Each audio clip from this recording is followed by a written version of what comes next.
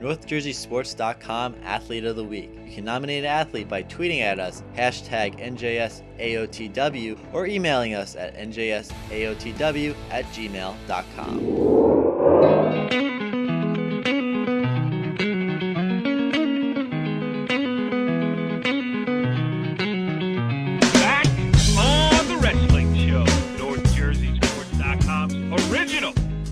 Original multimedia series talking all things wrestling across North Jersey.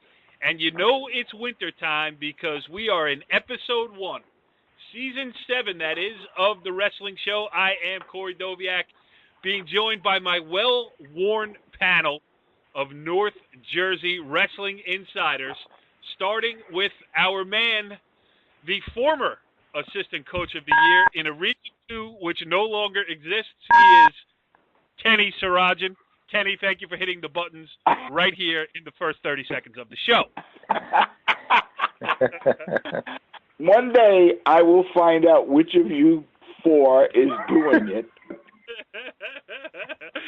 Oh, Kenny, nice to have you back, pal. Can you believe this is season 7 already? No, I can't.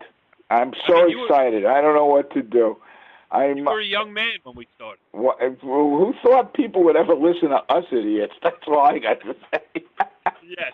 All right, let's welcome in the other idiots as we welcome in the assistant coach of the Fightin' Westwood Cardinals. He is Mike Atanasio. What's up, At? Hey, everything's good. We're back in action here. Season 7. Can you believe it? You know, it's wrestling season already. It starts snowing this weekend. I just feel like it, it just has that feeling like it's time for wrestling to go, and now it's time for the wrestling show. So I'm pumped to be back. Yes, me too, and I am pumped to welcome in the other member of our panel this evening. He is the Pope of Bergen County Wrestling, the Bergen Catholic assistant coach, Donnie Spataro. What's up, Donnie? Gentlemen, how are you? Excited to be back. I'm excited that the wrestling show, we're going to make wrestling great again. This wrestling coverage is going to be great. It's going to be the best. It's going to be great. Great, totally great. We're going to make wrestling coverage great again. It's going to be Donnie. It's going to be a huge season. Let's face it. Great. Great. That was beautiful. It's going to be a huge season here on the wrestling show because we have a lot to talk about. Now, this week, let's just set up this week's show, actually. We are going to talk about what everybody's been talking about over the off season, and that's the realigning, the new regions, the new districts. We're going to get into that. We're going to talk about the top returning wrestlers that we have coming back for this season, talk about some newcomers that we know are making their way up to the varsity level, and maybe we'll even touch on a rule change or two. We got a lot to talk about tonight. Kenny, where should we go first? Let's start with what people don't realize that we text and talk and tweet each other all summer and fall and spring, and we've all been talking about the new regions, the new districts, the good, the bad. I regret Tommy Gallione is missing in action tonight because he has some very poignant thoughts about it. But let's start with why the state make the changes, and before we go into what the changes are. Mike and Donnie, and this is why it's so important to have them on the show with us, they've been involved in this since day one. They've been part of this, good and bad, pro and con, on the same side and against each other at times. So I'm going to let Mike, actually Donnie's on, I don't even know where the regions are, so I don't know who's our regional executive. But Donnie, let's start with you telling us why the initial change was made and what the first change was going to be, and then why they went to the second one. Go ahead, Donnie, and then Mike, you can make your comments. Well, maybe we should be a little bit boring for 1 second and just list what the new districts are and the regions. Go ahead. Is that possible? Yes. Okay, I'll give it to you. Region 1. All right, districts. So we got District 1. I got it right in front of me. Yeah, District 1 consists of High Point, Otapan, Ridgewood, Westwood, Newton, Pascack Valley, North Warren, Dumont, and Ramapo. District 2, Kinnatony, Pequannock, Jefferson, Northern Highlands, Pope John, New Milford, Wayne Hills, Butler, Kinnelon, and Tenafly. District 3, Don Bosco, Prep, Emerson, Park Ridge, Pascack Hills, Sparta, West Milford, Demarest, Mahwah, Vernon, Waukegan Valley, Indian Hills. District 4, St. Joseph's, Riverdale, Pompton Lakes, Ramsey, Hawthorne, Glenrock, Cresskill, Lakeland, Waldwick, Midland Park, and Manchester Regional. That is your region, new Region 1, Districts 1 through 4. So the biggest change in there is what? Well, the biggest change really is that they're looking at the map in a different way. It used to be there was a dividing line. You know, of course, it wasn't straight or anything like that, but there was an east-west division, sort of left and right, and then, of course, we had 4 different groupings. So Region 1 and 2 were the north, quadrant of the state, and now what they've done is they've basically made a dividing line that just goes straight across the state, east and west. So now, instead of having all the people in northeast Jersey together, now people that are basically, I'm rounding here, around Route 4 and up for our area, are all together with people from the old Region 1, which is like the Sussex County, High Point, Kittatinny, that kind of area. Well, so Johnny, geography hold on, guys. A lot. Why don't you give us Region 2 so people understand who left, because they'll hear the names of who left us. So go ahead. You want Okay, it or so I let's got go it? with Region 2, which consists of Districts 5, 6, 7, and 8. So in District 5, you have Bergen Catholic, Lenape Valley, Clifton, Passaic County Tech, Hasbrook Heights, Bergenfield, Morris Hills, Fort Lee, and Dover. In District 6, you have Paramus, Parsippany, Hackensack, Mount Olive, Saddlebrook, Passaic, Fairlawn, Pagoda, Weehawken, Leonia, Powell Park. District 7, you have Roxbury, DePaul, West Essex, Cedar Grove, Lodi, Richfield Park, Mountain Lakes, Pattison Kennedy, Paramus Catholic, and Dwight Morrow. And then rounding out with District 8, you have Morris Knolls, Wayne Valley, Passaic Valley, Montville, Garfield, Parsippany Hills, Booton, Teaneck, Elmwood Park, and Hapakon. So you see, to me, you see a huge mix of, especially in Region 2, a lot of Region 1 teams moved down. Yeah, I'm going to make it simple for you. Coming out of our old traditional Region 1, we lost Bergen Catholic, Bergenfield, Paramus, Hackensack, Saddlebrook, Fairlawn, Pagoda, Weehawken, Paramus Catholic, White Morrow, Garfield, Teaneck, and Elmwood. You just took all those teams that we traditionally wrestled, and then I'm going to say who they put in Region 1, which makes no sense, is High Point, Newton, North Warren, Kittatinny, Pequannock, Jefferson, Pope John, Wayne Hills, Butler, Kinnelon, Sparta, West Milford, Vernon, Waukegan Valley, Pompton Lakes, Lakeland, and Manchester Regional. And the point of all this, and Donnie and Mike can get into the whys and wherefores in a second, but when you look at what they did, we all schedule our stuff a year in advance. And the way we schedule it is so that we can have common opponents. Well, they just, in the middle of the summer, I guess, right, Donnie, gave us this thing, or in the beginning of the school year, I should say, and nobody can get these matches on. So the seeding is going to be unbelievable. But Donnie, why don't you go first back to why they did this, and what was? Kenny, there's a couple of reasons, but this has been ongoing about really restructuring the total state, going back. I can say 10, 12 years. I've been at state meetings, right. and what happened is that a lot of the teams up north, some of them combined into co-ops, some disappeared and whatnot, and what you had was a growth of new high schools down in the southern part of New Jersey. So what happened was you had an unbalance of number of teams in each region. So some regions had as high as, say, 42 teams, and some regions had as low as 34 teams, like up in Region 1. And, that was just through attrition or teams co-oping and so on. So they wanted to try to balance out the number where maybe each region has anywhere from 38 to 39 teams. Even Region 2 was down to, what would we have, 36 teams, I think, at one time? 6. Yeah. Yeah, so, so it made sense, but everyone wanted just basically to rotate up. So you take a handful of teams out of Region 8, rotate it to 7. Take some from 7, rotate it to 6.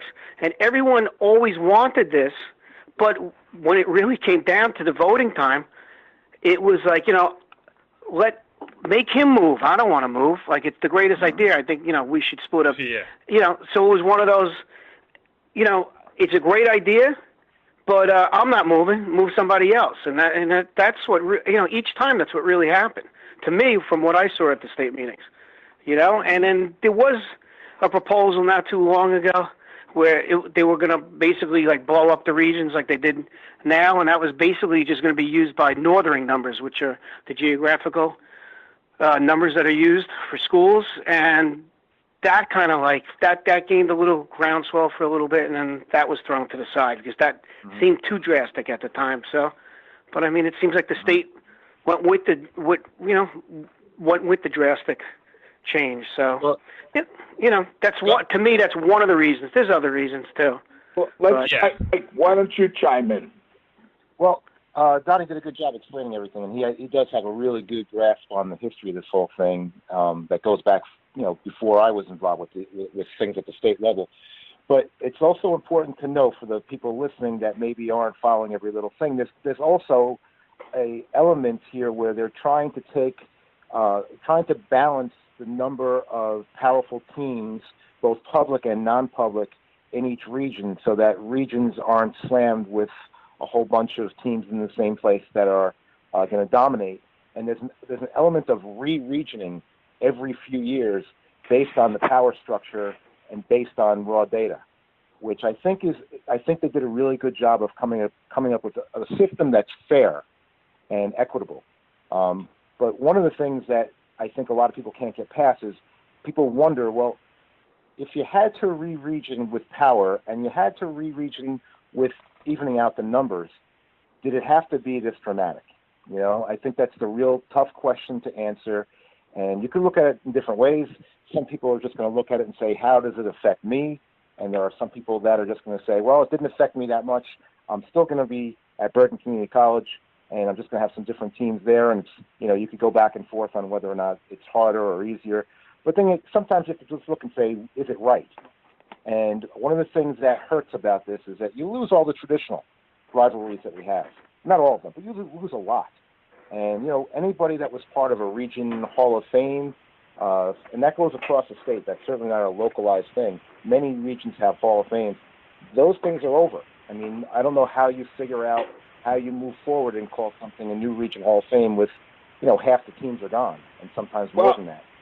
The state has also, at the meeting I was at, the state informed everyone that basically really there should be no dinners for now, and nothing should be carried on until we see how this works out. Because in all reality, this whole thing could change in another 2 years again. I don't know how drastic, but it could be redistricted again by everyone's PowerPoints and everything else, and trial and error and see how this works right now. Well, right. I got one comment on this, because I look at this from a logical standpoint, and I understand what Mike said about, trying to balance the power, and that's why you see Bergen Catholic coming out of what was our traditional region and going into the other region. And I look at Paramus, which was the top public school in Bergen County for the last number of years, and they've gone over to Region 2.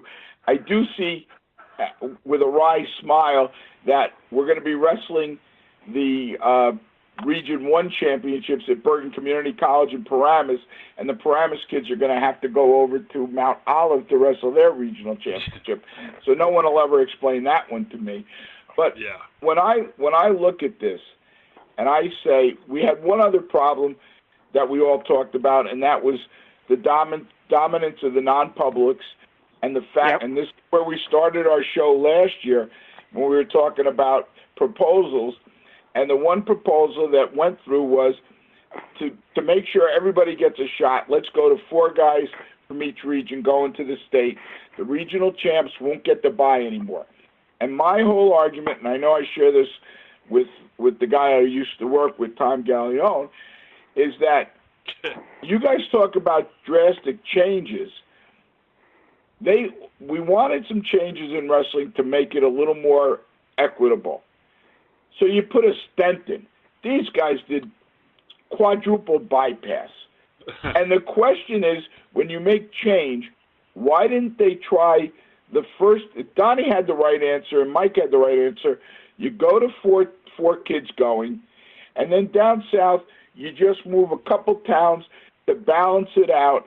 But there are powers that be that change this, and instead of just trying minor changes to see if they would have resolved the problems, they blew the whole thing up. And I never want to hear I'm going on the NJSIAA right now. I never want to hear their crap about travel and stuff, because they got Wallkill Valley coming down to us, and we're going to have weigh-ins at 4 o'clock in the morning, and I don't get it. So that's my objection to it, that you take away what we had, you take away the region when 2 minor changes, test them out, and then go. But you guys comment. Here's a question for you. Since the shakeup, this whole shakeup, have you heard any more, which was big discussions before the shakeup, have you heard a lot of more discussions about public versus non-public right now? No. Or did this shakeup kind of took the juice out of that? I think the shakeup did a couple of things. I think the changes did a couple of things to public and non-public. First of all, they really, I have to give them credit on the way they spread the power out. It seems like every region has their balance of power, and I think that alleviates some of the pressure that people were feeling about too many powerful non-publics in one place. And honestly, the 4th place really changes things, because when you're stuck in a region that has, so many people from non-public schools, that are taking away those medals, all of a sudden that 4th place, you kind of feel like, well, you can't complain too much. You get a 4th place if you're really good enough to go place in the state. Well, now you got your shot. Go place in the state.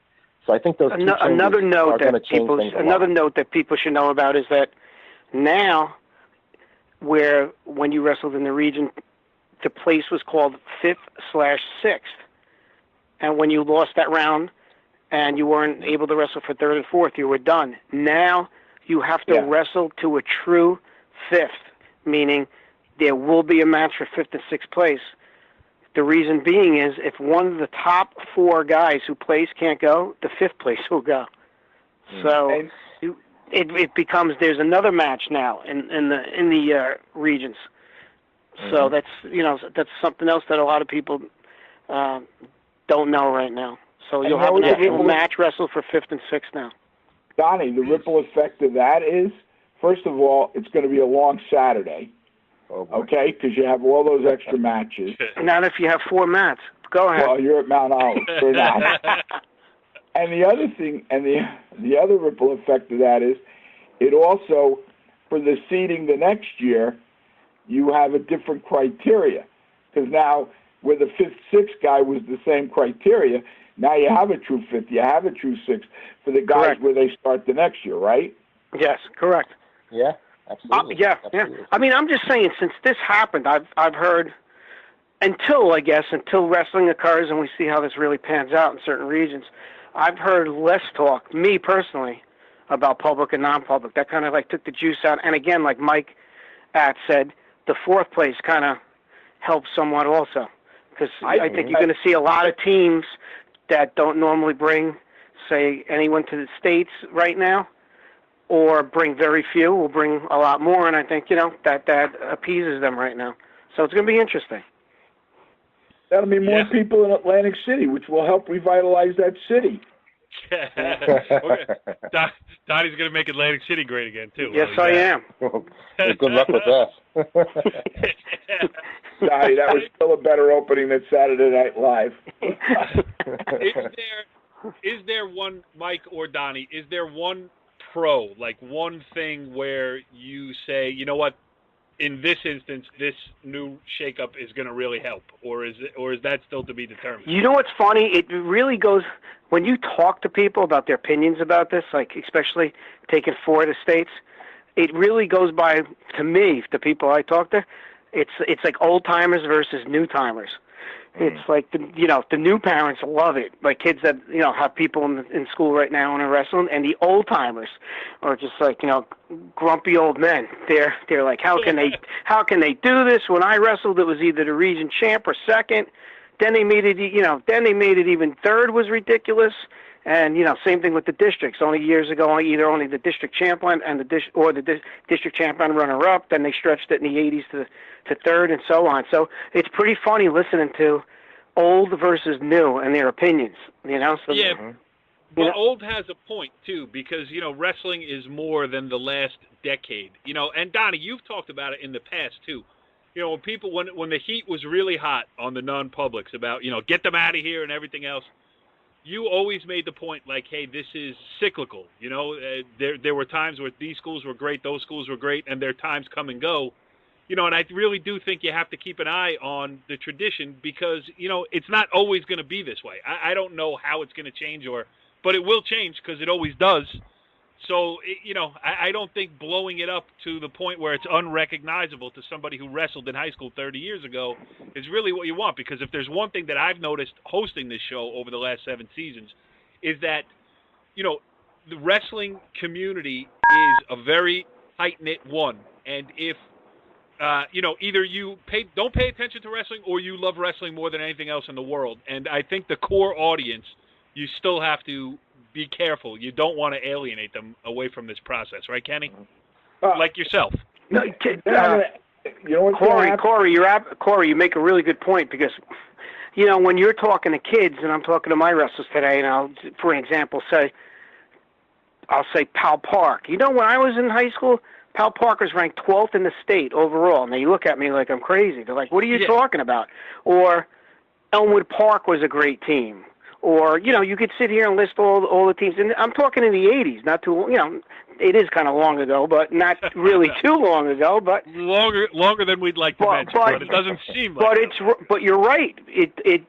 Teams come and go, and people have to understand it. It seems like of lately that, I guess people just didn't like certain things that were going on. But, again, I think this may solve some of the problems, but we'll see. I mean, the verdict's still out on the, on this new change. We're just going to have to tell you the truth. Yeah. I mean, it's the law of unintended consequences. Obviously, people making these decisions are doing what they think is in the best interest of wrestling right now. But, that doesn't mean that it's going to solve everything, and you don't want to get too far away from, the history of wrestling because it's a rich history in New Jersey. I was watching, listen, show prep, Kenny, you talk about it. I was watching the Rutgers against Maryland match on the Big Ten Network the other day. I don't know, Sunday morning, Saturday morning. It was on yesterday. I was watching it too. So was Mike. Yeah. And they were talking about, two guys who I don't know who were doing the match or whatever. The commentators are talking about what a rich history that New Jersey wrestling has, that it wrestles down to one state champion in each weight class. There's not 4 separate classifications where there's 4 different champions from different weight classes. It's one guy. They were talking about Anthony Ashnolt as he was wrestling.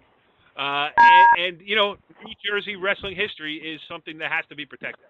That's my point. Yeah, there's only, Corey, now that you brought that up, there's only 3 states that's still in the United States, obviously, that only has one state champ. I mean, some states have class A, single A, double A, triple A, 4A, and there's 4 state champs, say, at 106, and it goes by school size. So, it'd be like, basically, if you did that in New Jersey, I'm the state champ in Group 1, I'm the state champ in Group 2, and so on. So it does make New Jersey unique.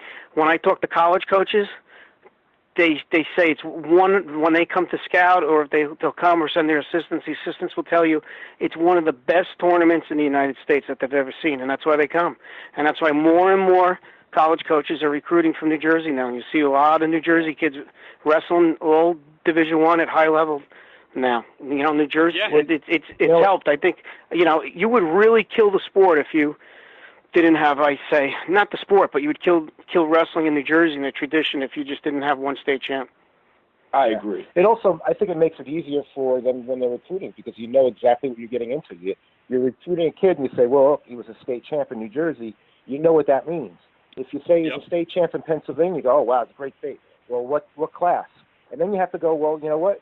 Was that a good class that year? Because maybe the double A had all the good kids. It just happens to shake down in different ways where the talent can all wind up, some classes wind up being much harder than the other. And it's hard to say from year to year what it is. So New Jersey has this great standard, that people know if you did it in New Jersey State tournament, everyone knows that that's a very, very high-level tournament. They don't have to think a lot about it. There's a lot of big tournaments, big-name tournaments and national tournaments where they'll say, did you place in the state? And they'll list like 3 or 4 states, and New Jersey is one of them, which basically gives you a higher criteria over the other states. That's great. And the other thing is, if you look at what's happening in Division I wrestling, New Jersey high schools are feeding a good portion of Princeton, Rutgers, and Rider, which are all big-time Division I wrestling programs. So, that you got to look at. And the other thing you have to be careful of, I just covered the state football finals last week at the Meadowlands, and yeah, it's fun and everything else, but boy, is that watered down. I mean, 5 groups, North 1, Group 5, 4, 3, 2, 1, public. Now, it's crazy. They added that 5th bracket to the public schools, and what it does is, this year I think was the anomaly. There were a lot of good games, but like last year, pretty much they stunk because there were just not enough teams to fill up, good teams to fill all the brackets. I noticed a little bit difference when football went to the 5 groups from 4 to 5 in New Jersey. I noticed, then wrestling had to follow. I noticed it's not a big change, but I noticed a little bit of change in certain groups down at the group championships. It kind of, I don't want to use the word watered, but it spread things out a little bit when it went to 5 groups in wrestling. To me, it did. I don't know about anybody else, but wrestling's unique. You go to, obviously you go to one champ, and football has like 29 state champs. Yeah, it's stupid. One thing I wanted to add, since we're talking about groups before we go to the individuals, which we should soon, is we also this year in our state team championships, we've gone to 8 teams in the section, which is something that I know is near and dear to Tom Gallione, if you guys remember Tom Gallione, because he's not with us. But we've been with Kenny, just to let anyone know, most of the coaches at the state meetings have been pulling for that for years. Well, we've talked about it on the show for a long time. Years, and they gave in. So, and again, always their logic would say there's no way an 8 seed is going to be a number 1 seed. And we'll say that's fine, but, look at sports like basketball where every team 500 or more makes it, or every sport had 8 teams. So not every sport the same thing. Not not a lot of 8 seeds are beating 1s, but like we spoke about, maybe that's a starting point for a program. Wow, we qualified for the state championships, and it's a goal for a wrestling team to shoot for. Or as Kenny has always said, you may get some great individual matchups. It may be a lopsided victory, but your good wrestler may get a really good match against the other team, which is worth it. So. Well, what else is going on when you think about 8 and 1? 2 points. One is in football this year, Pompton Lakes was number 1. They lost to an 8, so it can happen. Yep. High Point beat them. And the other one is, Donnie, going back to your point about the old-timers, this is another one you hear the old-timers go, I can't believe 8 seed gets in. That's another one they're harping on. They're not happy that, if you're 8th in your section, it's the old, little Johnny, and everybody gets a trophy mentality. So they're not happy about that one either. That goes along the same lines. I'm an old-timer, Mike. For states. Mike, I'm an old-timer, but I go back to when there were 4 regions and only the 1 region champ went on. So nobody's older than me except for Savage. But the point is, what I've always said, and thank you, Donnie, for remembering it, is that we can be more competitive in our 8 versus 1 than truly over the across the board, basketball, baseball, or any of them, because we still can give you 2 or 3 great bouts within that match. So we've gone for 8. It was unfair to us, and thank God we've done it. So listen, guys, and Michael know this. During the year that you will schedule a harder team, and you will basically get balling out, but you have 1 or 2 really good kids on your team, and you're asking that team to rescue you because their 2 good kids are at the same weight as yours, and you're just trying to get good matches for your kid. I mean, it's always been like that. You know, if you're a competitive coach, you're always trying to get your really, really good guys matches. So, you know, that's always taken place throughout the year. So, well, why not do it if you can do it, you know, in the state section? It'll help you out. So why not? That's right. Absolutely. Yep. And you get your kids better by wrestling better. No, That's right. All right, Especially at the end of the year, you want your kids getting ready for districts. Go get some good matches. Go, you know, nobody should be shying away from good competition in February. You want it everywhere you can get it. Yep. Kenny, go ahead. All right, let's start talking So Mike, do you want to wrestle us now? Yeah. Just let me know when. Okay. Go ahead. Match of the week on God. Let's talk about the individuals now. We are rich in North Jersey, and like we said, we don't know who's in Region 1 or Region 2 off the top of our heads, but we've got some great returning state place winners. Donnie, you want to take the lead, or Mike, you want to start going down the... We got 2 returning state champs. Go ahead. You guys go. Donnie. The returning state champs, I'm sorry. You have Chaconis from Don Bosco. You have Shane Griffith from Bergen Catholic. Those are in the area returning state champs. Don't forget. And Kyle Cochran. And I'm sorry. Sorry. Oh, I'm thinking just, I'm sorry. Apologize. And Kyle Cochran, who had an unbelievable end of the season last year and won the national championship, junior national championship, also at the end of the season. And today he announced that he's committed to Maryland. That's great. Wow. It's good. How about, Big Ten. I just pulled up the and this is just a little refresher here. I just pulled up the story from last year's state finals that Richie Ballgame Barton wrote. Kyle Cochran went from a third-place finish in Region 2 last year to the 160-pound state title. Amazing. So you talk a great finish to a season. He used that. That was not one of those. Remember Oliver Ruiz, right? Mm-hmm. Yes. That was a great run for him. But Cochran seems to have used that as a springboard to really become one of the dominant wrestlers in New Jersey. He's going to the Big Ten to wrestle, and he's only kicked on from there. So that's you know what I always talk about with other coaches. You'll have a wrestler, say like Kyle, that's on the verge of a breakout, and all he needs sometimes is that like one win or one tournament or some specific win against an individual, and then after that they basically got to that next level you've been waiting for, and then after that there's really no looking back. It's kind of like Kyle. I mean, if you think about it, Kyle got pinned by Tyler Mullen last year in the BCCA tournament. He got pinned again by Tyler Mullen in the semis of the regions last year, and then came all the way back and won states. Then after states, he proves himself and wins a national title. So that was like a springboard. That state title now has set him up to be one of the best wrestlers in the nation now. And you know what else, Mike and Donnie and Corey, is here's a guy who wins the state championship on one of the great last-second moves that all have ever seen. And what happens?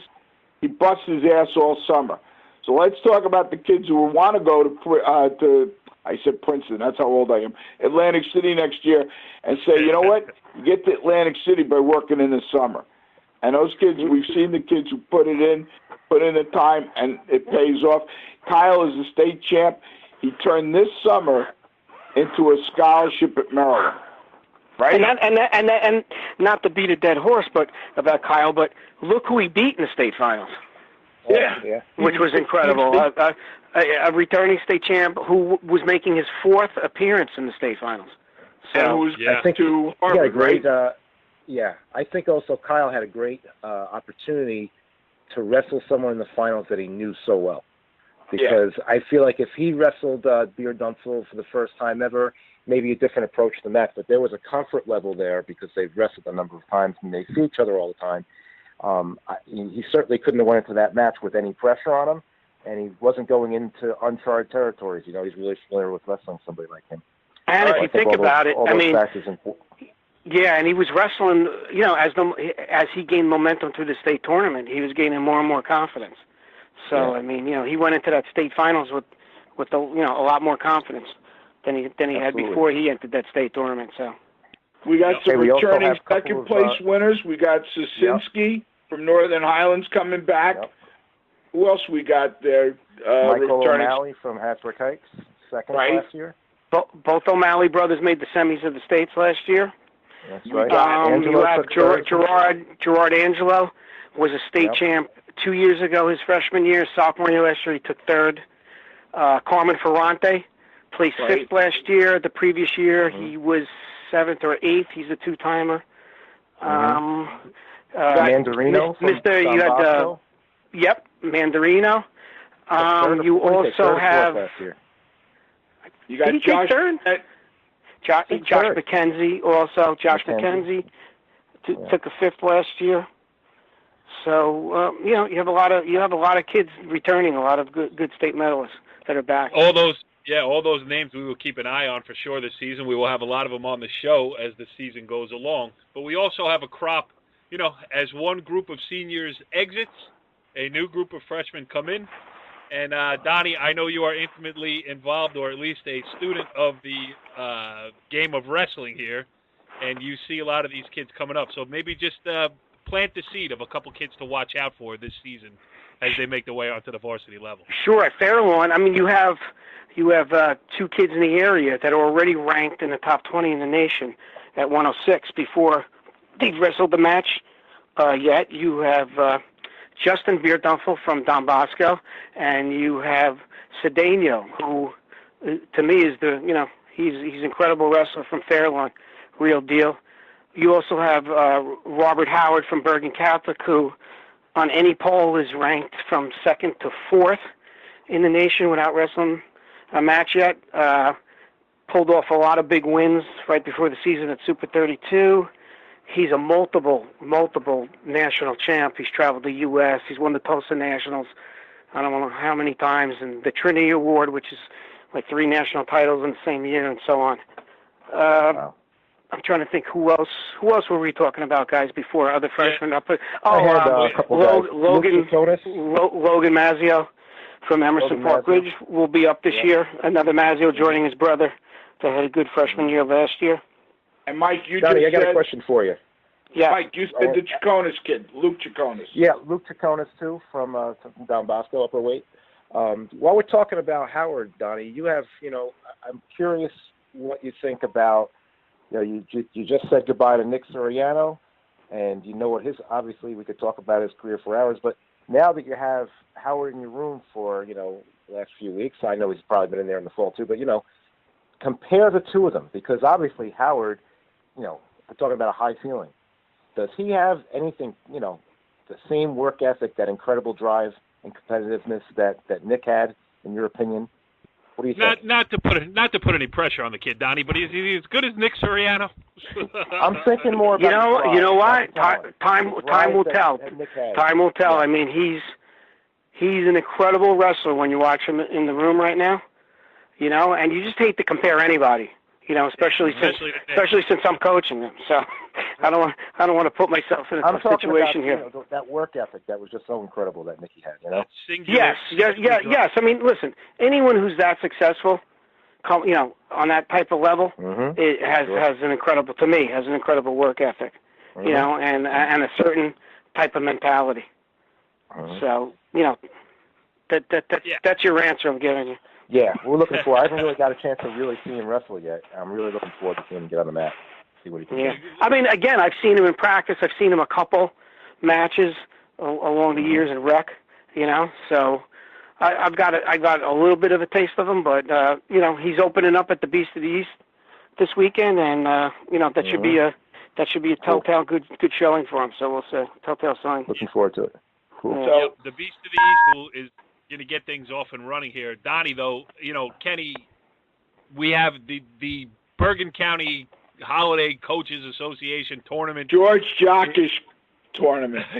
The George Jockish Bergen County Coaches Association Holiday Tournament will be taking place on December 28th and 29th back in Bergen County at Hackensack High School.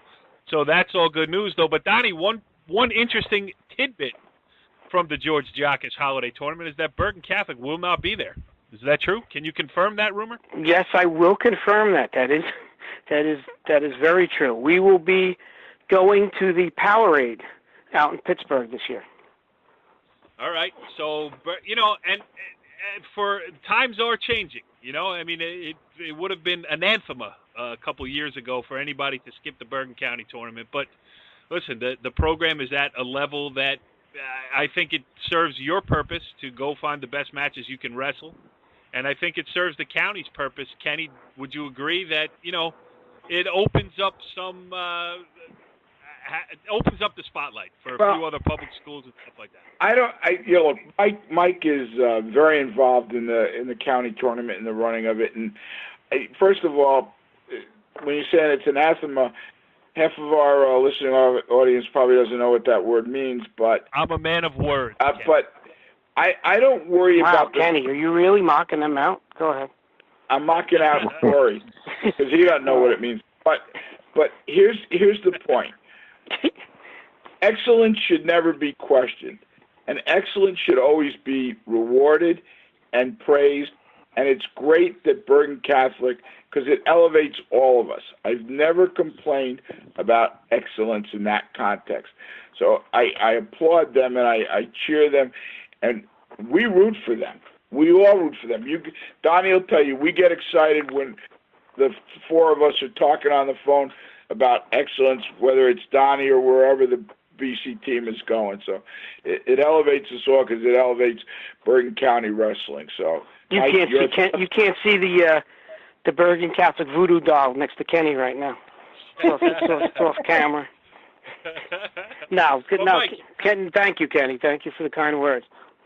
I'm just gonna miss that I don't get to hang with Donnie those 2 days. That's all. Me too. He's always the first guy I see when I walk in there. But Mike, it does change things a little bit for the public schools, doesn't it?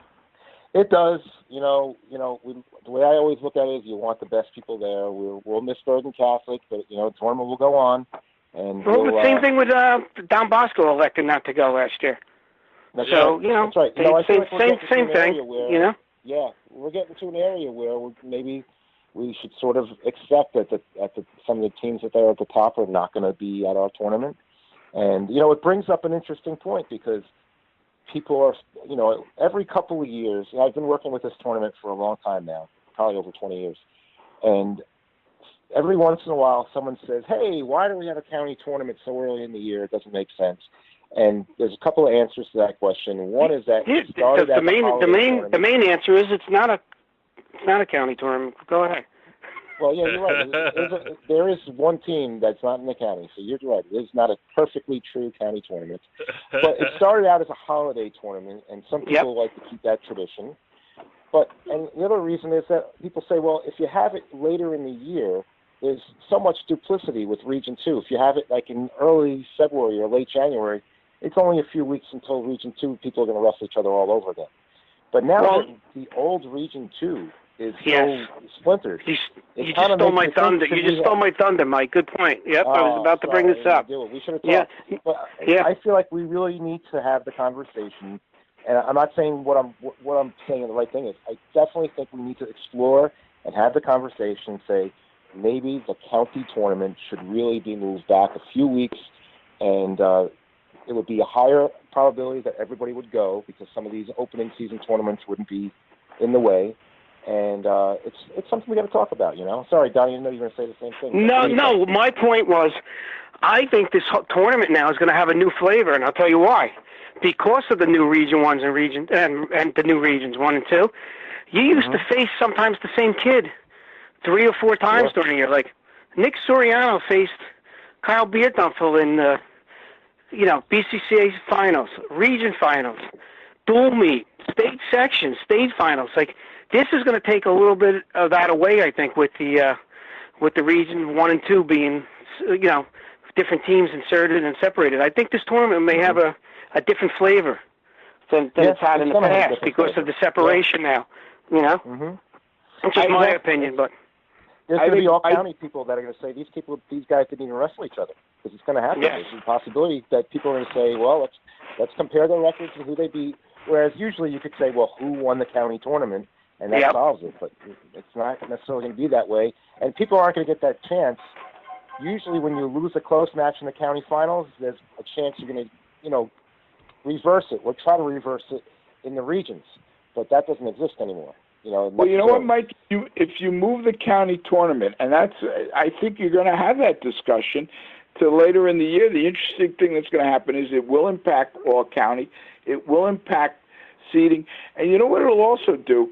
There were all these kids. Now look at like a lot of the kids from Westwood, the kids from Bergen Catholic, the kids from Riverdale, who played football last weekend.